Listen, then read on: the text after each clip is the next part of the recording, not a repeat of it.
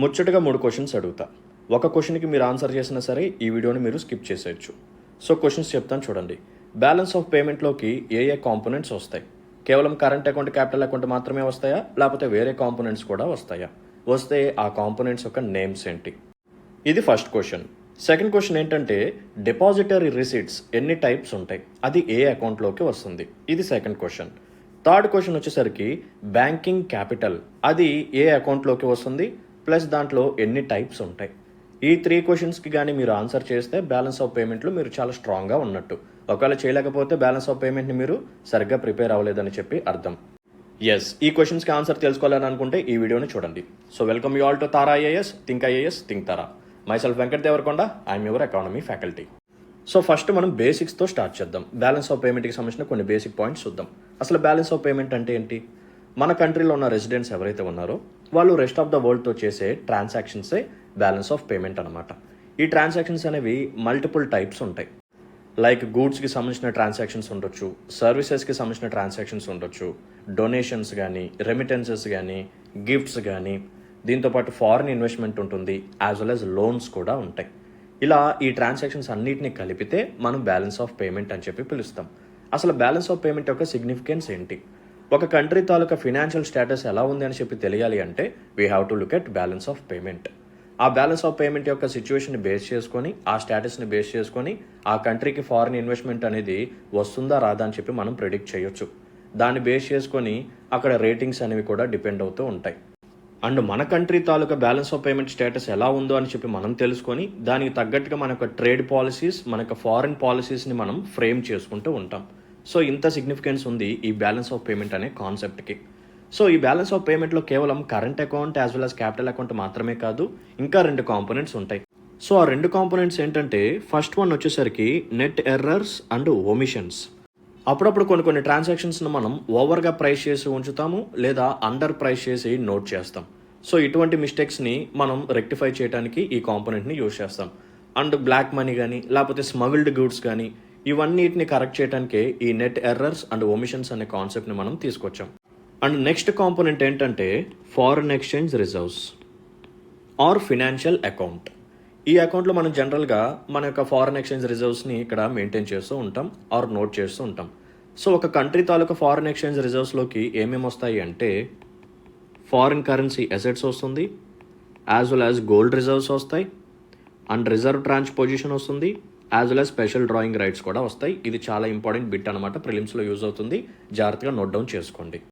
ఓకేనా? So India యొక్క foreign exchange రిజర్వ్స్లోకి ఏమేమి వస్తాయి? Foreign currency assets, nothing but మన యొక్క డాలర్స్ కానీ ఇటువంటివి అనమాట. నెక్స్ట్ గోల్డ్ రిజర్వ్స్, ఆ తర్వాత రిజర్వ్ ట్రాన్స్ పొజిషన్, ఆ తర్వాత స్పెషల్ డ్రాయింగ్ రైట్స్. ఈ 4టిని కలిపితే మనం ఫారిన్ ఎక్స్చేంజ్ రిజర్వ్స్ అని చెప్పి పిలుస్తాం. సో బ్యాలెన్స్ ఆఫ్ పేమెంట్లో capital account, current account, net errors and omissions, as well as foreign exchange reserves or financial account, ఈ 4 కాంపోనెంట్స్ ఉంటాయి. ఫస్ట్ మనం కరెంట్ అకౌంట్ గురించి తెలుసుకుందాం. సో కరెంట్ అకౌంట్లో మనకి 2 కాంపోనెంట్స్ ఉంటాయి. ఒకటి విజిబుల్స్, రెండవది ఇన్విజిబుల్స్. విజిబుల్స్ అంటే ఏంటి? మన కంటికి కనిపించేవి. సో వీటినే మనం టాంజిబుల్స్ అని చెప్పి కూడా పిలుస్తాం. ఇన్విజిబుల్స్ అంటే ఏంటి? మన కంటికి కనిపించినవి. సో వీటిని మనం ఇంటాంజిబుల్ అసెట్స్ అని చెప్పి పిలుస్తాం. సో విజిబుల్స్లోకి ఏమేమి వస్తాయి? It includes goods. కేవలం గూడ్స్ మాత్రమే మనకి విజిబుల్స్లోకి వస్తాయి. సో జనరల్గా మనం ఏం చేస్తాం? గూడ్స్ని ఎక్స్పోర్ట్స్ చేస్తాము, యాజ్ వెల్ యాజ్ ఇంపోర్ట్స్ చేస్తాం. సో మనం ఎక్స్పోర్ట్స్లో నుంచి ఇంపోర్ట్స్ని తీసేస్తేనే మనకి ఈ బ్యాలెన్స్ ఆఫ్ ట్రేడ్ అనేది వస్తుందన్నమాట. దీన్నే మెర్కండైజ్ ట్రేడ్ అని చెప్పి కూడా పిలుస్తాం. సో మీరే చెప్పండి, మనకి బ్యాలెన్స్ ఆఫ్ ట్రేడ్ అనేది పాజిటివ్లో ఉంటుందా, నెగిటివ్లో ఉంటుందా? అఫ్ కోర్స్ నెగిటివ్లో ఉంటుందన్నమాట. ఎందుకంటే మనం ఎక్కువగా ఇంపోర్ట్స్ చేసుకుంటాము, చాలా తక్కువగా ఎక్స్పోర్ట్స్ చేస్తూ ఉంటాము, especial in the point of goods. So అందుకనే ఈ విజిబుల్స్ అనే కాంపోనెంట్ ఏదైతే ఉందో ఇది మనకి నెగిటివ్లో ఉంటుంది. నెక్స్ట్ ఇన్విజిబుల్స్ చూద్దాం. సో ఇన్విజిబుల్స్లోకి మనకి 3 కాంపోనెంట్స్ వస్తాయి. ఒకటి సర్వీసెస్, రెండవది ఇన్కమ్, మూడవది ట్రాన్స్ఫర్స్. సర్వీసెస్ అంటే ఏంటి? మనం వేరే కంట్రీ వాళ్ళకి ప్రొవైడ్ చేసే సర్వీసెస్, వాళ్ళు మనకి ప్రొవైడ్ చేసే సర్వీసెస్. సో మనం ఎక్కువగా వేరే కంట్రీ వాళ్ళకి సర్వీసెస్ని ప్రొవైడ్ చేసామనుకోండి, మనీ మనకి వస్తుంది. సో బ్యాలెన్స్ ఆఫ్ పేమెంట్లో మనం చూడాల్సింది ఒకటి అమౌంట్ అనేది మనకి వస్తే పాజిటివ్, ఇదే అమౌంట్ అనేది మన కంట్రీ నుంచి బయటకు వెళ్ళిపోతే అది నెగిటివ్. ఓకేనా? సో ఇప్పుడు లోన్ తీసుకున్నాం అనుకోండి, లోన్ తీసుకున్నాం కదా అని చెప్పి అది నెగిటివ్ ట్రాన్సాక్షన్ చేయకూడదు. మనం వేరే వాళ్ళ దగ్గర లోన్ తీసుకున్నాం కాబట్టి ఆ అమౌంట్ మనకి వస్తుంది కాబట్టి అది పాజిటివ్గానే రాయాలి. సో ఎక్కువ లోన్స్ తీసుకుంటే అది మనకి మంచిదే. కోర్స్ తర్వాత రీపేమెంట్ చేయాలి, దానివల్ల వేరే ఇష్యూస్ ఉంటాయి. బట్ ఫైనల్గా మనం చూడాల్సింది ఏంటంటే బ్యాలెన్స్ ఆఫ్ పేమెంట్ పరంగా దాన్ని పాజిటివ్ ట్రాన్సాక్షన్లోకి రాయాలి. ఓకే, ఇప్పుడు మనం వేరే వాళ్ళకి ఎక్కువగా సర్వీసెస్ని ప్రొవైడ్ చేసాం. సర్వీసెస్ అంటే ఎటువంటి సర్వీసెస్? ట్రాన్స్పోర్టేషన్ సర్వీస్ కానీ, travel service, banking services, software services, communication services, ఇలా మల్టిపుల్ సర్వీసెస్ ఉంటాయి. సో ఇండియా అనేది ఎక్కువగా సర్వీసెస్ని ప్రొవైడ్ చేస్తూ ఉంటుంది వేరే కంట్రీస్కి, మనందరికీ తెలిసిన విషయమే. సో అందుకని సర్వీసెస్ పాయింట్ ఆఫ్ వ్యూలో మనం పాజిటివ్లో ఉంటాం. ఎందుకంటే మనం ఎక్కువగా వేరే వాళ్ళకి సర్వీసెస్ని ప్రొవైడ్ చేస్తున్నాం. సో మనీ అనేది మనకు వస్తుంది కాబట్టి ఇది positive transaction. Then what about income? ఇన్కంలో మళ్ళీ మనకి 3 కాంపోనెంట్స్ ఉంటాయి. ఒకటి ప్రాఫిట్, రెండవది డివిడెండ్, మూడవది ఇంట్రెస్ట్. ప్రాఫిట్ అంటే ఏంటో తెలుసు కదా. సో మన కంట్రీకి సంబంధించిన సిటిజన్స్ వేరే ఫారిన్ కంట్రీస్లో ఏదైనా సరే బిజినెస్ని స్టార్ట్ చేసి అక్కడ కానీ ప్రాఫిట్స్ని సంపాదించారనుకోండి, అది మనకి పాజిటివ్ అవుతుంది. ఒకవేళ ఫారినర్స్ మన ఇండియాలో కంపెనీస్ని ఎస్టాబ్లిష్ చేసి ఇక్కడ ప్రాఫిట్స్ని ఎర్న్ చేసి ఆ మనీని వాళ్ళకి హోమ్ కంట్రీకి తీసుకెళ్ళిపోతే, సో మనీ అనేది బయటకు వెళ్ళిపోతుంది కాబట్టి అది నెగిటివ్ అవుతుంది. సో అన్ఫార్చునేట్లీ మన వాళ్ళు ఎక్కువగా ప్రాఫిట్స్ని సంపాదించట్లేదు, ఫారినర్సే మన కంట్రీలో ఎక్కువగా ప్రాఫిట్స్ని సంపాదిస్తున్నారు కాబట్టి ఇది మనకి నెగిటివ్ ట్రాన్సాక్షన్. నెక్స్ట్ డివిడెండ్ చూడండి. సో డివిడెండ్ అంటే తెలుసు కదా, మన ఇండియన్ ఫారిన్ కంపెనీలు ఇన్వెస్ట్మెంట్ చేశాడు as a share holder. So ఆ కంపెనీకి ప్రాఫిట్స్ వచ్చాయి, ప్రాఫిట్స్ వచ్చినప్పుడు ఆ ప్రాఫిట్ని షేర్ చేస్తారు కాబట్టి దాన్ని మనం డివిడెండ్ అంటాం. సో అలా మన వాళ్ళు ఎంత సంపాదిస్తున్నారు, అలాగే మన కంట్రీలో ఫారినర్స్ ఎంత సంపాదిస్తున్నారు. సో డివిడెండ్ పరంగా కూడా మనం నెగిటివ్లోనే ఉన్నాం. ఆ తర్వాత ఇంట్రెస్ట్ అంటే ఏంటి? మనం వేరే వాళ్ళకి లోన్స్ ఇచ్చి వాళ్ళు మనకి వడ్డీ కడుతుంటారు కదా. సో ఆ వడ్డీ అనేది మనకి ఎక్కువగా వచ్చిందనుకోండి, పాజిటివ్. ఒకవేళ మనం వేరే వాళ్ళ దగ్గర నుంచి లోన్ తీసుకొని మనం వాళ్ళకి ఇంట్రెస్ట్ పేమెంట్ చేసాం అనుకోండి, మనం ఎక్కువగా వాళ్ళకి పేమెంట్ చేస్తూ ఉంటే అది నెగిటివ్. సో అన్ఫార్చునేట్లీ ఇది కూడా నెగిటివ్లోనే ఉందన్నమాట. ఓకేనా. సో ప్రాఫిట్స్ పరంగా నెగిటివ్నే, డివిడెండ్ పరంగా నెగిటివ్నే, యాజ్ వెల్ యాజ్ ఇంట్రెస్ట్ పరంగా కూడా నెగిటివ్లోనే ఉంది. సో ఓవరాల్గా ఇన్కమ్ ట్రాన్సాక్షన్ ఏదైతే ఉందో ఇది నెగిటివ్. ఆ తర్వాత ట్రాన్స్ఫర్స్లోకి వద్దాం. సో రెమిటెన్సెస్ తెలుసు, డొనేషన్స్ తెలుసు, గిఫ్ట్స్ తెలుసు. సో మన వాళ్ళు ఎక్కువగా అబ్రాడ్ ఫారిన్ కంట్రీస్లోకి వెళ్ళి అక్కడ వర్క్ చేసి మన హోమ్ కంట్రీకి ఫ్యామిలీ మెంబర్స్ కానీ ఫ్రెండ్స్కి కానీ అమౌంట్ పంపించడం, లేకపోతే డొనేషన్స్ కానీ గిఫ్ట్స్ కానీ ఇటువంటివి సెండ్ చేస్తూ ఉంటారు. సో ఈ ట్రాన్సాక్షన్లో మనకి పాజిటివ్లోనే ఉంది. So services positive, income negative, as well as transfers positive. So ఓవరాల్గా ఇన్విజిబుల్స్ అకౌంట్ ఏదైతే ఉందో ఇది మనకి పాజిటివ్లో ఉంటుందన్నమాట. సో విజిబుల్స్, ఇన్విజిబుల్స్ ఈ రెండింటిని కలిపితే మనకు వచ్చేది కరెంట్ అకౌంట్. అండ్ ఓవరాల్గా మోస్ట్ ఆఫ్ ద టైమ్స్ మనకి కరెంట్ అకౌంట్ అనేది నెగిటివ్లో ఉంటుంది. సో ఇప్పుడు మిమ్మల్ని ఒక క్వశ్చన్ అడుగుతాను, ఆన్సర్ చేయండి. లాస్ట్ 3 yearsలో ఇండియా యొక్క కరెంట్ అకౌంట్ అనేది కంటిన్యూస్గా డెఫిసిట్లోనే ఉంది. సో ట్రూవా ఫాల్సా? ఇది ఫాల్స్ అనమాట. యాక్చువల్గా ఇక్కడే మనం ట్రాప్లో పడిపోతాం. జనరల్గా మనం ఏమనుకుంటాం, ఎస్ ఎప్పుడు చూసినా కరెంట్ అకౌంట్ అనేది డెఫిసిట్లోనే ఉంటుంది, సో ఎప్పుడు సర్ప్లస్లోకి రాదు, సో ఇది కరెక్ట్ స్టేట్మెంట్ అనుకుంటాం. బట్ అది ఇన్కరెక్ట్ అనమాట. సో లాస్ట్ ఇయర్లో ఒక పర్టికులర్ క్వార్టర్లో మాత్రం మనకు కరెంట్ అకౌంట్ అనేది సర్ప్లస్లోకి వచ్చింది. సో క్వశ్చన్లో వాడు లాస్ట్ 2 yearsలో కరెంట్ అకౌంట్ అనేది డెఫిసిట్లో ఉంది అని చెప్పి ఇచ్చినా సరే అది ఇన్కరెక్ట్ అనమాట. ఎందుకంటే లాస్ట్ ఫైనాన్షియల్ ఇయర్లో ఒకసారి మాత్రం కరెంట్ అకౌంట్ అనేది సర్ప్లస్లోకి వచ్చింది. ఓకేనా. సో ఇది మనకి కరెంట్ అకౌంట్లో కనిపించే ట్రాన్సాక్షన్స్, విజిబుల్స్, ఇన్విజిబుల్స్ మొత్తం డీటెయిల్గా చెప్పాను. సో జాగ్రత్తగా నోట్ డౌన్ చేసుకోండి. ఇప్పుడు మనం క్యాపిటల్ అకౌంట్ గురించి మాట్లాడదాం. ఇక్కడ కొన్ని కొత్త పాయింట్స్ వస్తాయి, సో జాగ్రత్తగా వినండి. సో క్యాపిటల్ అకౌంట్లో ఫస్ట్ కాంపోనెంట్ వచ్చేసరికి ఎన్ఆర్ఐ డిపాజిట్. మనకి ఎన్ఆర్ఐ డిపాజిట్ అనొచ్చు, లేకపోతే దీన్ని బ్యాంకింగ్ క్యాపిటల్ అని చెప్పి కూడా పిలవచ్చు. సో యాక్చువల్గా దీంట్లో 3 type ఆఫ్ అకౌంట్స్ ఉంటాయి. సో ఇది కొంచెం కాంప్లెక్స్ టాపిక్, సో జాగ్రత్తగా వినండి. ఫస్ట్ టైప్ ఆఫ్ అకౌంట్ వచ్చేసరికి ఎఫ్సిఎన్ఆర్బి. సో ఎఫ్సిఎన్ఆర్బి అంటే ఏంటి? Foreign currency non resident bank account. మళ్ళీ చెప్తున్నాను, foreign currency non resident bank account. So దీంట్లో జనరల్గా ఏం జరుగుతుంది అంటే, ఒక ఎన్ఆర్ఐ నాన్ రెసిడెంట్ ఇండియన్ మన ఇండియాలో ఒక బ్యాంక్ అకౌంట్ ఓపెన్ చేస్తాడు. అండ్ ఈ బ్యాంక్ అకౌంట్లో అతను కేవలం టర్మ్ డిపాజిట్ ఆర్ ఫిక్స్డ్ డిపాజిట్ని మాత్రమే వేయగలడు. సేవింగ్స్ అకౌంట్ లాగా దాన్ని యూజ్ చేయలేడు, లేదా కరెంట్ డిపాజిట్స్ని అతను వేయలేడు అనమాట. కేవలం term deposit are fixed deposit మాత్రమే అక్కడ వేయగలడు.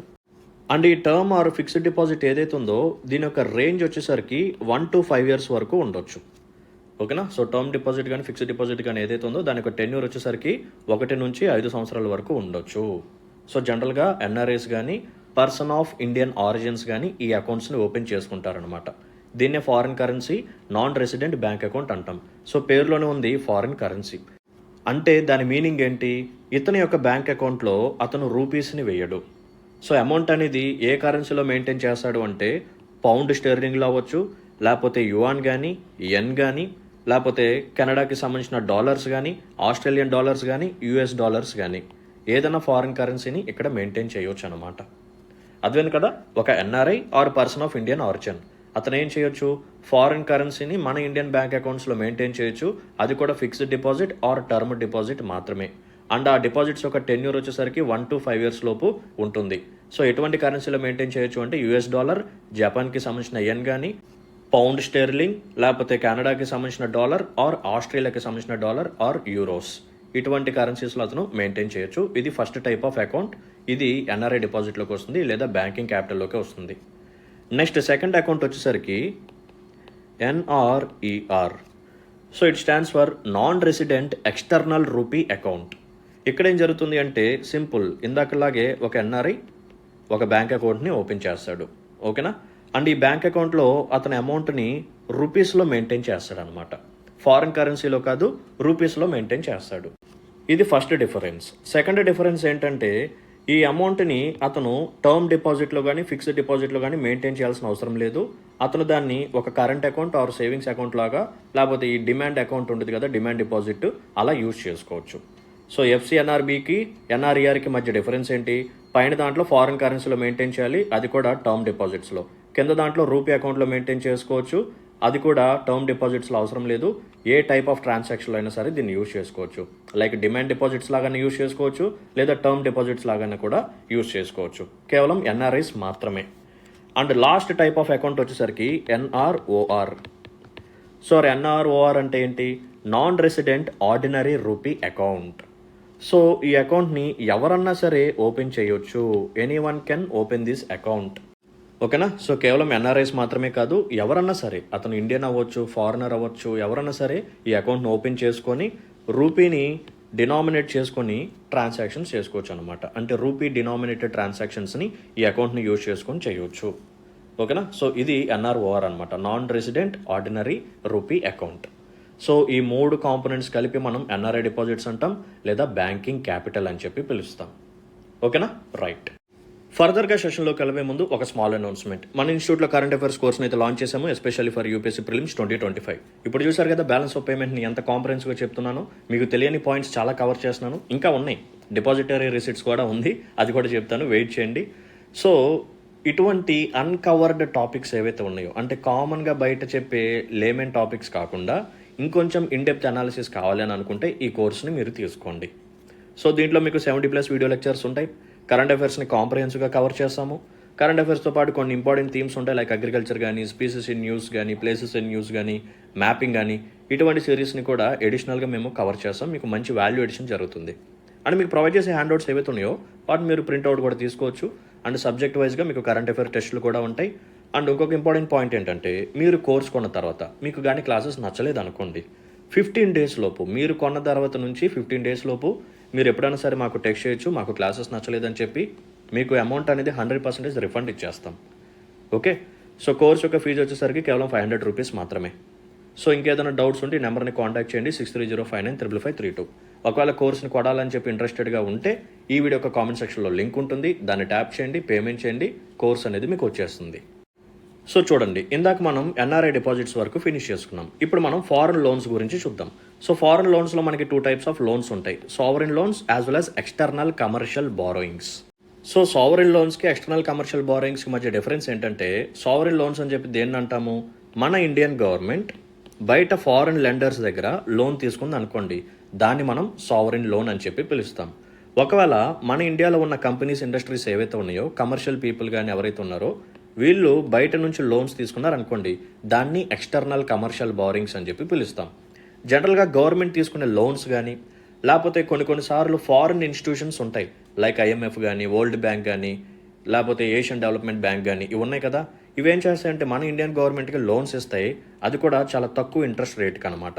దీన్ని మనం ఎక్స్టర్నల్ అసిస్టెన్స్ అని చెప్పి కూడా పిలుస్తాం. సో అది కూడా మనకి సావరిన్ లోన్స్లోకి కవర్ అయిపోతుంది. బట్ కమర్షియల్ పీపుల్ బయట తీసుకునే బారోయింగ్స్ ఏవైతే ఉన్నాయో వాటి మీద మాత్రం ఇంట్రెస్ట్ రేట్స్ అనేవి ఎక్కువగానే ఉంటాయి. ఓకేనా. సో సావరిన్ లోన్స్లో ఇంట్రెస్ట్ రేట్స్ అనేవి తక్కువగా ఉంటాయి, కన్సెషన్ అనేది ఉంటుంది. బట్ ఎక్స్టర్నల్ కమర్షియల్ బారోయింగ్స్లో ఇంట్రెస్ట్ అనేది ఎక్కువగానే ఉంటుందన్నమాట. So this is the difference between sovereign loan as well as external commercial borrowing. And last one వచ్చేసరికి ఫారిన్ ఇన్వెస్ట్మెంట్. ఫారిన్ ఇన్వెస్ట్మెంట్లో మనకి ఎఫ్డిఐ ఉంటుంది, ఎఫ్పిఐ ఉంటుంది. ఎఫ్డిఐ అంటే అండి foreign direct investment, and FPI అంటే ఫారిన్ పోర్ట్ఫోలియో ఇన్వెస్ట్మెంట్. ఇదేనా difference? కాదు కదా, ఇంకా చాలా డిఫరెన్సెస్ ఉంటాయి కదా, చెప్తాను చూడండి.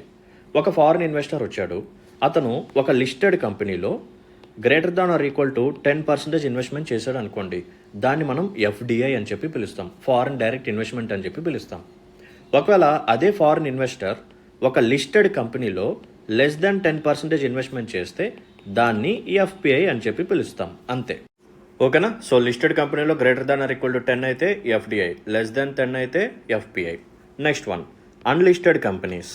అన్లిస్టెడ్ కంపెనీస్లో అది greater than or equal to 10 అయినా లేకపోతే లెస్ దాన్ 10 అయినా సరే దాన్ని మనం ఎఫ్డిఐ అని చెప్పి పిలుస్తాము. ఇది ఒక పాయింట్ గుర్తుపెట్టుకోండి. నెక్స్ట్ పాయింట్ ఏంటంటే, సో ఒక లిస్టెడ్ కంపెనీలో మనం ఒక 20% ఇన్వెస్ట్మెంట్ చేసాము, అది ఎఫ్డిఐ అయింది అనుకోండి. ఒకవేళ ఆ 20% కాస్త 9%కి పడిపోయింది అనుకోండి, ఇప్పుడు ఇది ఎఫ్డిఐ కాకుండా ఎఫ్పిఐగా మారిపోతుందా అంటే నో.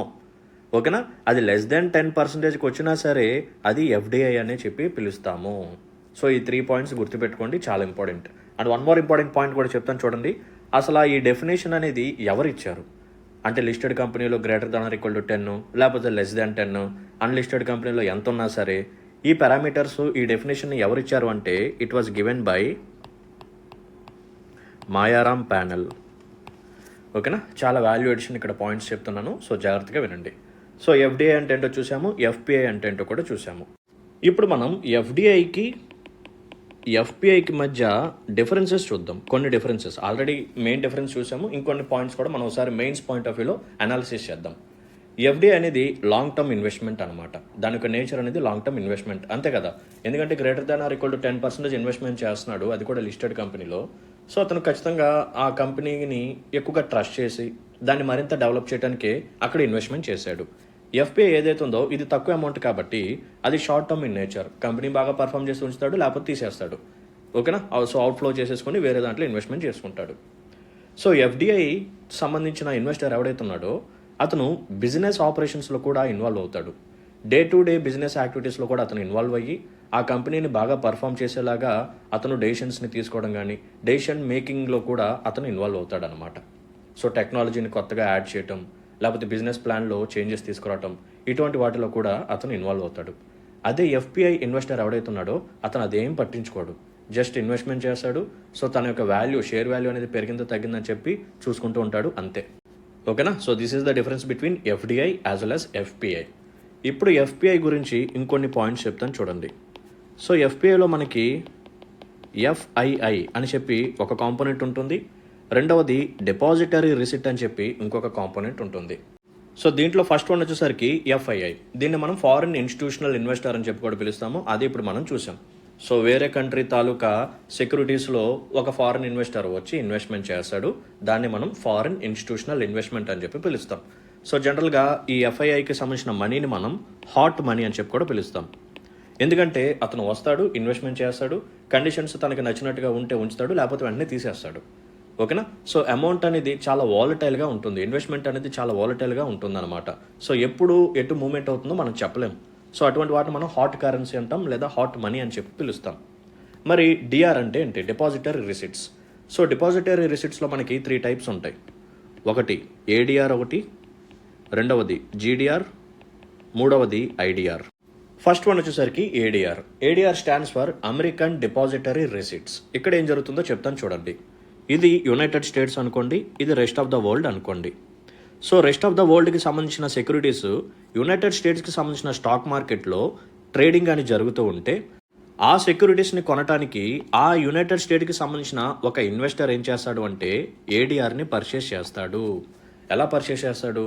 యునైటెడ్ స్టేట్స్లో ఉన్న ఒక బ్యాంక్ దగ్గరికి వెళ్ళి ఆ బ్యాంక్కి అమౌంట్ ఇచ్చి, ఎస్ పలానా కంట్రీ తాలూకా సెక్యూరిటీస్ మన స్టాక్ మార్కెట్లో ట్రేడ్ అవుతున్నాయి, వాటిని కొనండి నా తరపున అని చెప్పి కొంటాడనమాట. సో కొన్నందుకు ఒక ప్రూఫ్ ఉండాలి కాబట్టి ఆ యునైటెడ్ స్టేట్స్కి సంబంధించిన బ్యాంక్ ఏదైతే ఉందో అది యునైటెడ్ స్టేట్స్కి సంబంధించిన ఇన్వెస్టర్కి ఈ రిసిప్ట్ని ఇస్తుందన్నమాట. దాన్ని అమెరికన్ డిపాజిటరీ రిసిప్ట్ అని చెప్పి పిలుస్తాం. ఇదే కాన్సెప్ట్ని మనం గ్లోబల్ లెవెల్లో ఇంప్లిమెంట్ చేస్తే దాన్ని జీడిఆర్ అంటాం. It stands for global depository receipt. ఇది కంట్రీ 1 అనుకోండి, ఇది రెస్ట్ ఆఫ్ ద వరల్డ్ అనుకోండి. రెస్ట్ ఆఫ్ ద వరల్డ్కి సంబంధించిన సెక్యూరిటీస్ ఈ కంట్రీ 1కి సంబంధించిన స్టాక్ మార్కెట్లో ట్రేడింగ్ జరుగుతూ ఉంటే ఆ కంట్రీ 1కి సంబంధించిన సిటిజన్ ఈ ఫారిన్ సెక్యూరిటీస్ ఏవైతే ఉన్నాయో వాటిని కొనాలి అని చెప్పి అనుకుంటే అతను ఏం చేస్తాడు, బ్యాంకుకి వెళ్తాడు, అమౌంట్ ఇస్తాడు, సో ఇన్వెస్ట్మెంట్ చేపిస్తాడు. అప్పుడు ఆ బ్యాంక్ ఏం చేస్తుంది, ఆ సిటిజన్కి రిసిప్ట్ ఇస్తుంది. సో ఆ రిసిప్ట్ని మనం గ్లోబల్ డిపాజిటరీ రిసిప్ట్ అంటాం. ఇందా మనం మాట్లాడుకున్నది అమెరికన్ డిపాజిటరీ రిసిప్ట్. అక్కడ పర్టికులర్గా మనం అమెరికాని డీల్ చేస్తున్నాం కాబట్టి అమెరికా డిపాజిటరీ రిసిప్ట్ అనమాట. అదే గ్లోబల్ వైడ్లో డీల్ చేస్తే దాన్ని సింపుల్గా జీడిఆర్ అని చెప్పి పిలుస్తాం. సో లాస్ట్ వన్ వచ్చేసరికి IDR. So IDR stands for Indian depository receipts. So ఇది ఇండియా అనుకోండి. ఇండియాలోకి ఒక ఫారిన్ కంపెనీ వచ్చి మన ఇండియన్ స్టాక్ ఎక్స్చేంజ్ ఏదైతే ఉందో ఎన్ఎస్సి కానీ బిఎస్సి కానీ దాంట్లో రిజిస్టర్ చేసుకొని మన ఇండియన్స్ నుంచి రూపీస్లో ఇన్వెస్ట్మెంట్ అట్రాక్ట్ చేయాలని చెప్పి అనుకోండి. అప్పుడు ఏం చేస్తుంది, మన ఇండియాలోకి వచ్చిన తర్వాత ఆ కంపెనీ ఐడిఆర్స్ని ఇష్యూ చేస్తుంది అనమాట, ఇండియన్ డిపాజిటరీ రిసిప్ట్. సో మనం ఏం చేస్తాము, యాజ్ అన్ ఇండియన్గా ఆ ఫారిన్ కంపెనీ తాలూకా సెక్యూరిటీస్ని పర్చేస్ చేస్తాము, అది కూడా ఇండియన్ రూపీస్లో. ఓకేనా. ఒక అమెరికన్ తన యొక్క కంట్రీలో బ్యాంక్ ద్వారా ఫారిన్ కంపెనీస్ తాలూకా సెక్యూరిటీస్ని పర్చేస్ చేస్తే అది ఏడిఆర్ అనమాట. దాన్ని అమెరికన్ డిపాజిటరీ రిసిప్ట్ అంటాం. ఇలా అమెరికా కాకుండా డిఫరెంట్ కంట్రీస్లో కూడా జరుగుతుంది కాబట్టి మొత్తం వరల్డ్ వైడ్గా ఒక పదాన్ని యూజ్ చేయాలి కాబట్టి దాన్ని గ్లోబల్ డిపాజిటరీ రిసిప్ట్ అంటాం. ఒక ఫారిన్ కంపెనీ మన ఇండియన్ స్టాక్ మార్కెట్లోకి వచ్చి లిస్టెడ్ అయ్యి మన ఇండియన్స్ దగ్గర నుంచి రూపీస్ని అట్రాక్ట్ చేయాలని చెప్పి టార్గెట్గా పెట్టుకుంటే అప్పుడు అదేం చేయాలి, ఐడిఆర్స్ని ఇష్యూ చేయాలి. దాన్ని మనం ఇండియన్ డిపాజిటరీ రిసిప్ట్స్ అని చెప్పి పిలుస్తాం. సో ఈ డిపాజిటరీ రిసిప్ట్స్ అన్నీ మనకి ఎఫ్పిఐలోకి వస్తాయి. అండ్ ఈ ఎఫ్పిఐ అనేది మనకి ఫారిన్ ఇన్వెస్ట్మెంట్లోకి వస్తుంది. అండ్ ఈ ఫారిన్ ఇన్వెస్ట్మెంట్ అనేది మనకి క్యాపిటల్ అకౌంట్లోకి వస్తుంది అనమాట. సో అర్థమైంది కదా, చాలా అంటే చాలా కాంప్రహెన్సివ్గా క్లారిటీగా చెప్పాను. మోస్ట్ ఆఫ్ ద సెషన్స్లో బయట కూడా మీకు ఎక్కడ ఈ పాయింట్స్ దొరకవు.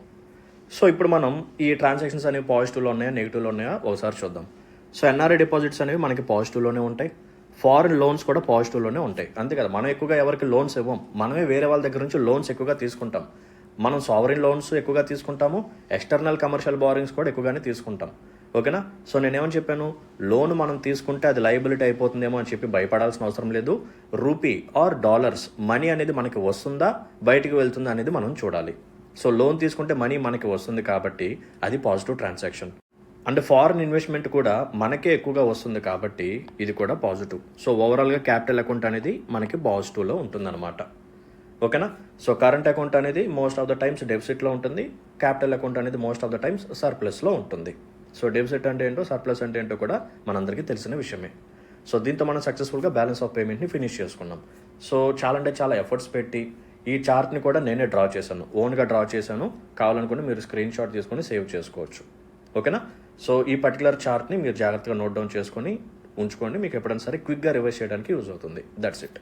సో ఇటువంటి కాంప్రహెన్సివ్ సెషన్స్ నా నుంచి మీరు కానీ మరిన్ని కోరుకున్నట్టయితే please hit the like button, మీ యొక్క వాల్యుబుల్ కామెంట్ని మెన్షన్ చేయండి అండ్ మీ ఫ్రెండ్స్ అండ్ ఫెలో ఆస్పిరెంట్స్కి మన వీడియోస్ని షేర్ చేస్తూ ఉండండి. Let's call it day then, see in the next session. Until then take care, bye, Jai Hind.